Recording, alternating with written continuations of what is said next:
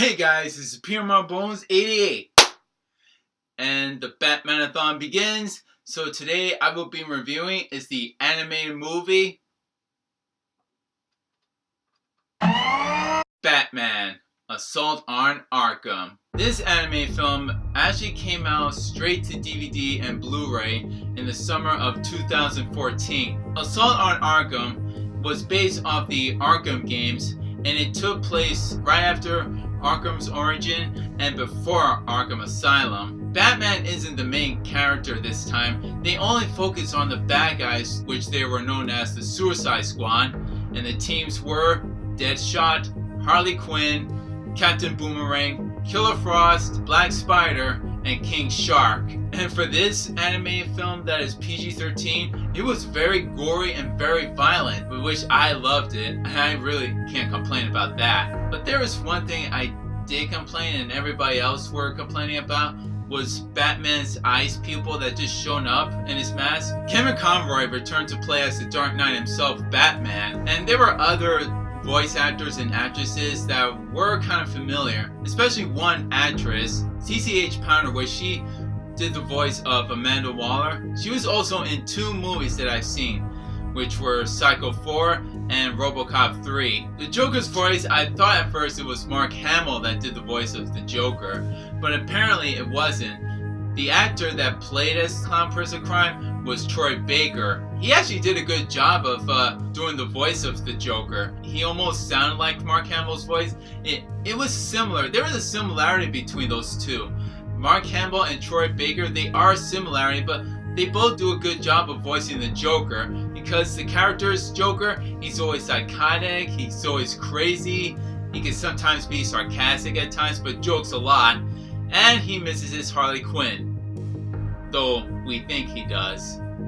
So this movie starts out with Amanda Waller going after the Riddler, also known as Edward Nygma, but Batman beats them to the punch and sends the Riddler back to Arkham Asylum. So with Amanda Waller, she had the idea of putting together a special team called the Suicide Squad, in which she captures all the villains, including this one guy that is Russian, KGB's.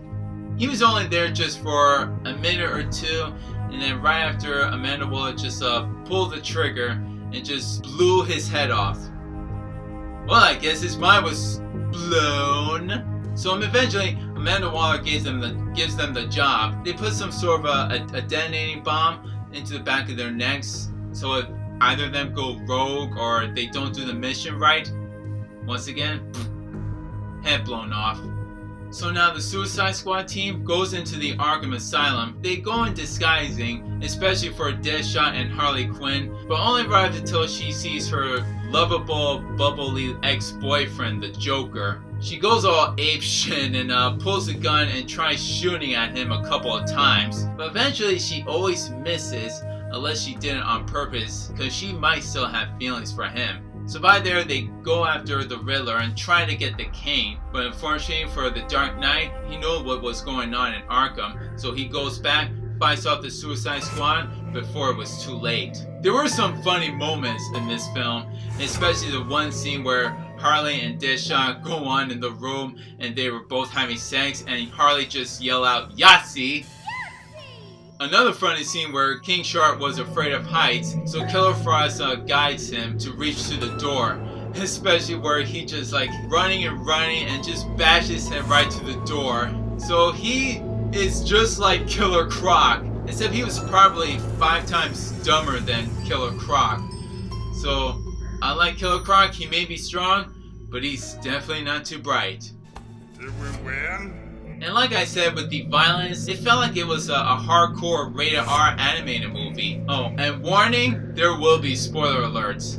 So if those of you did not see Batman: Assault on Arkham, skip to this timeline right here where I rate this film. But since it was PG-13, it looked like it was a hardcore PG-13. Some of the Batman comic books are always becoming more violent, more darker, and even more probably scarier. Even the villains, speaking of the villains, the rogue galleries for each and every other character that was in the Arkham games, we had Poison Ivy, Two-Face, Scarecrow, Mr. Freeze, I think.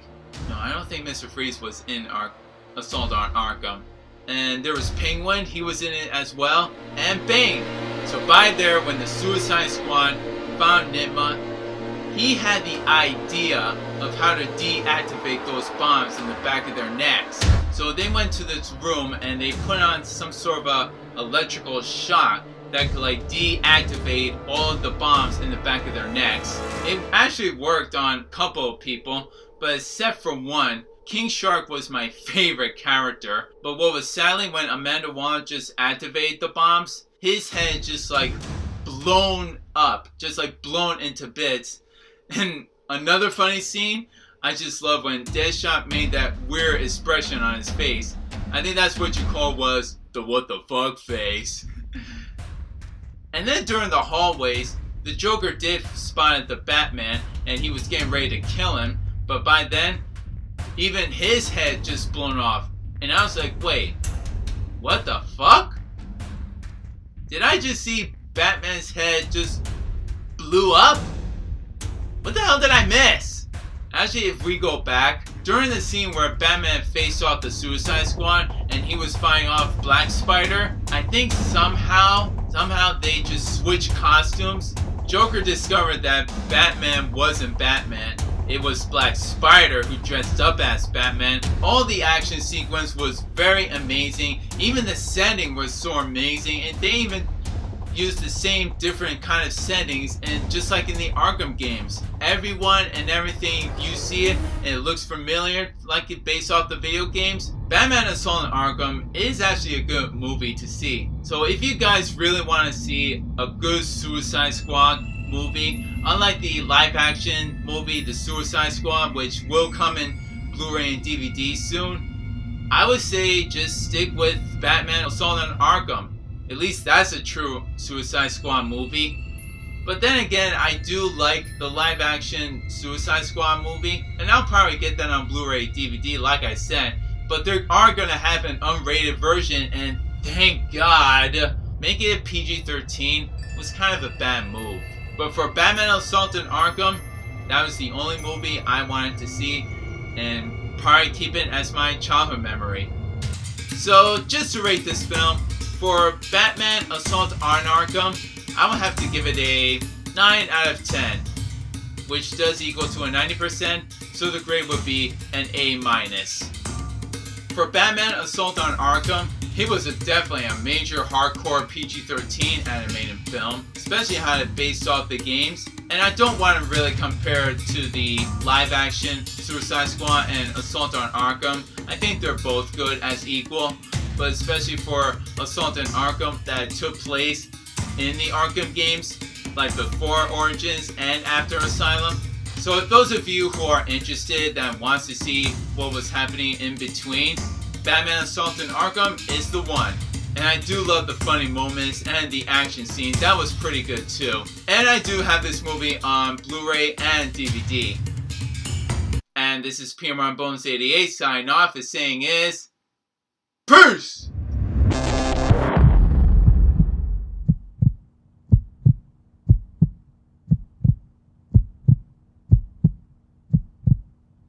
Here's that Batman costume Mr. J used for the train heist.